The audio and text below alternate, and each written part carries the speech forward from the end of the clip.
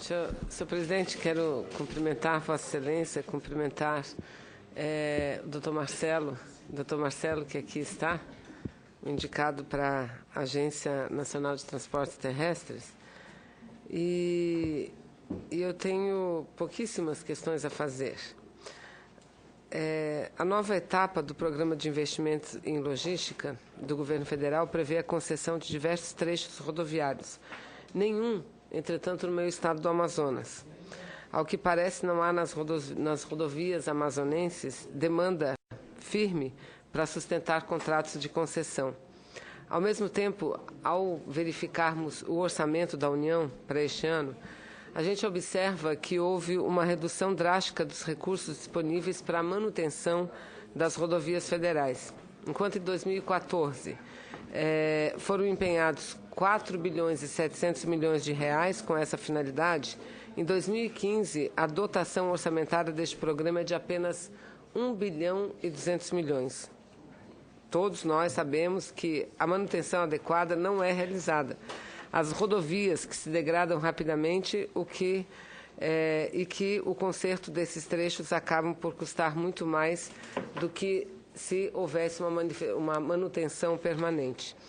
Diante e eu considero isso um ato de anti-economicidade, de abandonar a manutenção e, assim, permitir com que as rodovias se degradem por completo, e isso ocorre diante da escassez de recursos orçamentários, da impossibilidade de fazer a concessão para os trechos sem viabilidade econômica e financeira para se sustentar mediante pagamento de tarifas. Então, mediante isso, essa análise, é que eu lhe pergunto, qual a sua opinião acerca da execução dos serviços de manutenção e de conservação de rodovias por meio de contratos de parceria público-privado nas modalidades concessão, patrocinada ou administrada?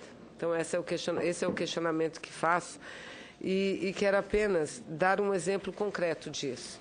A BR, aqui acaba de chegar a senadora Sandra Braga e o senador Sigurd Garques, que está desde o início, e que tem sido, ele como senador de Rondônia e nós, senadoras do Amazonas, lutadores permanentes, frequentes. Eu espero que essa luta termine, eu não aguento mais falar de BR-319, a favor da recuperação da BR-319. Porque essa política da falta da manutenção, que faz com que as estradas degradem, fez com que a BR-319, em determinado trecho, quase que sumisse. O que permitiu ao Ministério de Meio Ambiente exigir todos os procedimentos para a recuperação como se fosse uma nova estrada aberta. Como se tratasse de uma estrada que fosse ser aberta, nova, e não era. Mas o Ministério do Meio Ambiente impôs essa condição e foi a que prevaleceu e prevalece até hoje. Por falta de cumprimento de alguns itens ainda ambientais, é que a BR ainda não foi concluída, o que faz com que parte importante do Brasil fique isolado do ponto de vista terrestre. Então, esse é o exemplo dos que eu falei, da manutenção. Então, fica o questionamento. E um outro questionamento que eu puxo já nisso, eu tenho falado muito aqui, esse problema eu não sou contra, aliás, eu sou a favor, a parceria público e privada, não sou contra. Eu acho que o Estado brasileiro não dispõe de recursos suficientes para fazer tudo, para desenvolver todos os projetos, os programas, fazer todos os investimentos que precisam ser feitos. Mas a forma como isso vem sendo encaminhada não é correta, na minha opinião. Concede uma estrada lucrativa, aí aquelas que não são, não vai. Então, por que junto com aquela que não é, por que junto com a lucrativa sempre não vai uma que não é? Aí o exemplo do meu estado, nós nunca vamos ter nenhuma estrada possível, viável economicamente, de ser concedida, porque nós não temos volume. Por exemplo, né? A 174, por exemplo. A 174, Manaus Boa Vista, né? E todas as outras que nós temos. As estaduais, inclusive, não é?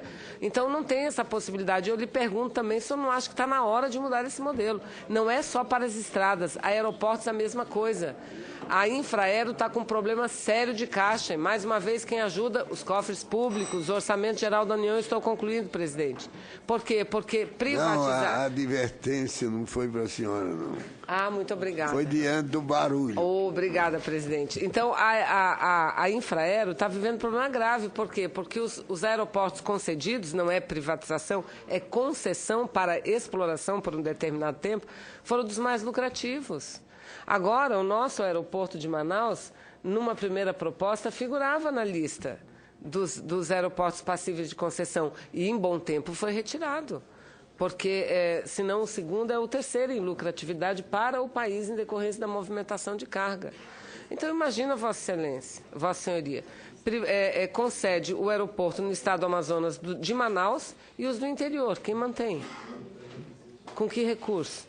Então, que o senhor falasse, não acho que está na hora já, e eu acho que a agência pode cumprir um grande papel no que diz respeito ao transporte terrestre, um grande papel nesse sentido de rever essa modelagem das concessões e das parcerias público e privadas. Obrigado, presidente.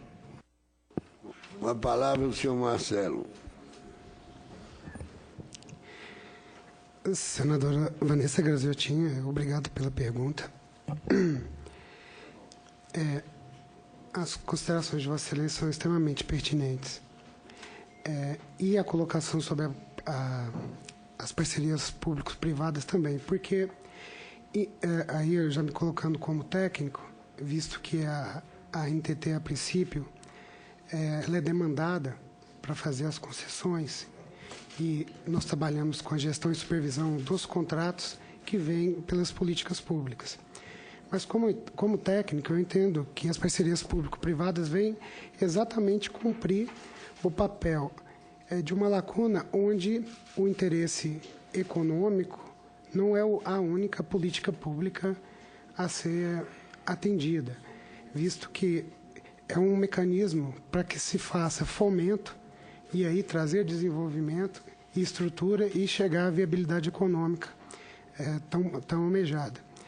A BR-319, eu tenho conhecimento como técnico da situação dela e da importância da BR-174 na ligação, inclusive, internacional, porque nós cuidamos do transporte internacional na NTT, tanto com a Venezuela quanto com as outras fronteiras, e temos também demandas nesse sentido. Eu concordo plenamente que as parcerias privadas têm que ser incentivadas. No que concerne a NTT, nós temos cumprimos, mediante decreto, projetos para manifestação pública de interesse, que nesse caso podem haver propostas diretamente de empresários ou até do governo sobre manifestações e estudos de concessão de novas rodovias que não estão nos planos atuais do governo. Então, essa possibilidade é existente, a NTT está aberta a receber essas propostas e até não sendo exatamente da nossa competência fazer os encaminhamentos que entender pertinente, mas Vossa Excelência está coberta de razão, que as parcerias público-privadas são um instrumento realmente indutor desse tipo de desenvolvimento e para quebrar esse tipo de ciclo onde não se consegue uma eficiência econômica a princípio, mas que pode ser alcançada a partir de um contrato melhor elaborado. Essas seriam as minhas considerações.